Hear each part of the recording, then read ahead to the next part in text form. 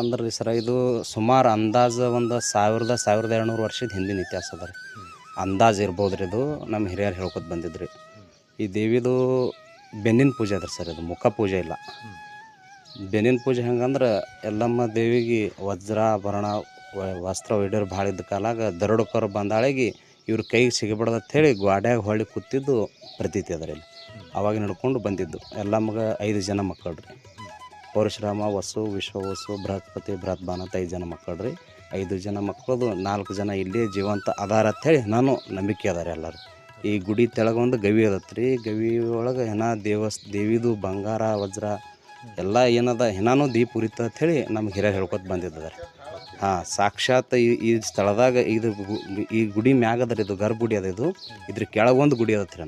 ಅದ್ರ ಕೆಳಗೆ ದೇವಿದೆಲ್ಲ ಇದು ಅದ ಅಂಥೇಳಿ ನಮಗೆ ನಮ್ಮ ಹಿರಿಯರು ಹೇಳಿದ್ರು. ಇದು ಹಾಂ, ಇಲ್ಲಿ ವಿಶೇಷತೆ ಏನಿದೆ ಸರ್?